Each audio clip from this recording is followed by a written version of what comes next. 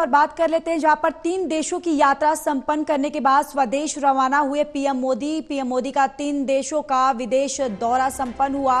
PM Modi Cyprus, Canada और Croatia का दौरा उन्होंने किया था, जिसके बाद आज उनकी वापसी हुई है। पहले पड़ाव में पीएम मोदी साइप्रस पहुंचे और इसके बाद पीएम मोदी कनाडा में G7 समिट में शामिल हुए।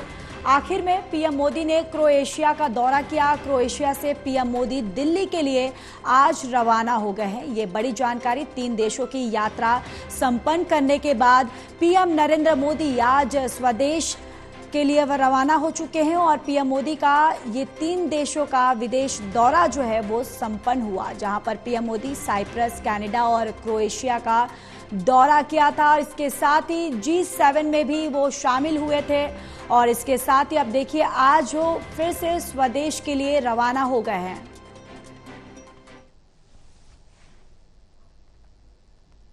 और इसी खबर पर ज्यादा जानकारी के साथ एसोसिएट एडिटर प्रदीप कुमार हमारे साथ जुड़ चुके हैं। प्रदीप, देखिए अब फिर से यहाँ पर पीएम नरेंद्र मोदी जो हैं वो स्वदेश के लिए रवाना हो चुके हैं और यहाँ पर 3 देशों की यात्रा जो थी उन्होंने संपन्न कर ली है।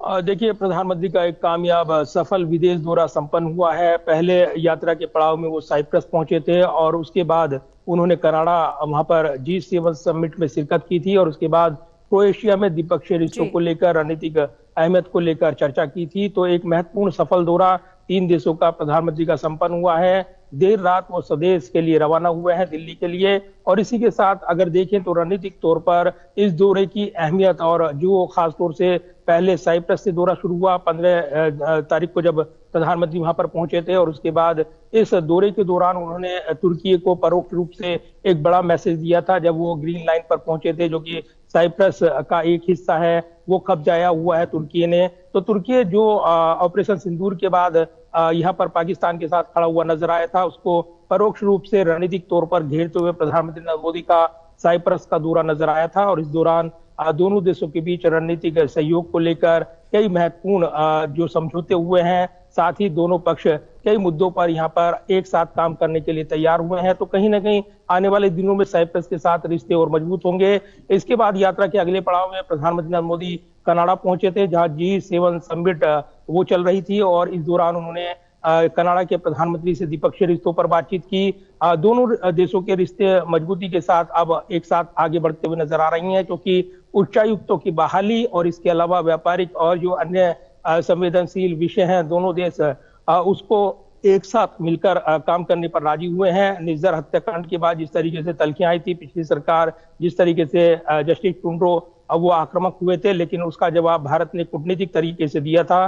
तो कनाडा के साथ रिश्ते मजबूत हुए। तो इस दौरान प्रधानमंत्री नरेंद्र मोदी और राष्ट्रपति ट्रंप के बीच टेलीफोन पर बातचीत हुई, उसका ब्यौरा साझा किया गया विदेश सचिव की ओर से। और इसमें मध्यस्थता को लेकर भारत ने सीधे स्पष्ट तौर पर राष्ट्रपति ट्रंप को बताया कि ये कोई मध्यस्थता नहीं थी, बल्कि पाकिस्तान की ओर से जो स्थापित चैनल है उस माध्यम से बुलाया था और आग्रह किया गया। उसके बाद सीज फायर किया गया था और भारत की नीति बिल्कुल स्पष्ट है, प्रॉक्सी वार को युद्ध माना जाएगा और गोली का जवाब गोले से दिया जाएगा, ये स्पष्ट किया गया। तो एक बड़े कामयाब दौरे के बाद वहां पर प्रधानमंत्री नरेंद्र मोदी ने इसके सम्मेलन के तर जो अंतर्राष्ट्रीय जो खासतौर से मंच था, उसमें राष्ट्र अध्यक्षों की मौजूदगी थी, उनसे मुलाकात हुई, उनके साथ बातचीत हुई और ये तस्वीरें भी सामने आई। और उसके बाद प्रधानमंत्री नरेंद्र मोदी ने महत्वपूर्ण क्रोएशिया का दौरा किया। क्रोएशिया जाने वाले देश के पहले प्रधानमंत्री बने हैं नरेंद्र मोदी।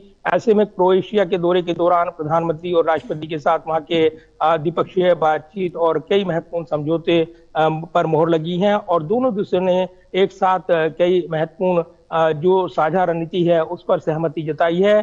क्रोएशिया का दौरा संपन्न करने के बाद प्रधानमंत्री देश लौट रहे हैं और 3 देशों का ये सफल दौरा इसी के साथ संपन्न हो गया है। तो निश्चित तौर पर ये काफी महत्वपूर्ण दौरा रहा है और इसी के साथ प्रधानमंत्री नरेंद्र मोदी अब घरेलू जो राज्यों के दौरे हैं वो शुरू करने वाले हैं। कल उनका दौरा बिहार का है और इसके बाद वो उड़ीसा भी जा रही हैं। साथ ही उसके बाद जो 21 तारीख है, जो अंतर्राष्ट्रीय योग दिवस है, वो विशाखापट्टनम में योग दिवस में शिरकत करते नजर आएंगे आंध्र प्रदेश में। तो 3 राज्यों का दौरा वो करते नजर आएंगे। काफी महत्वपूर्ण रहेगा ये देखना प्रधानमंत्री का अंतर्राष्ट्रीय दौरे के बाद तुरंत घरेलू राज्यों के दौरे पर प्रधानमंत्री की रवानगी, और इस दौरान वो कई महत्वपूर्ण बयान देते नजर आएंगे। ज्योति। बिल्कुल प्रदीप, और ये दौरा काफी अहम भी रहा। बने रहिए, लौटूंगी आपके पास।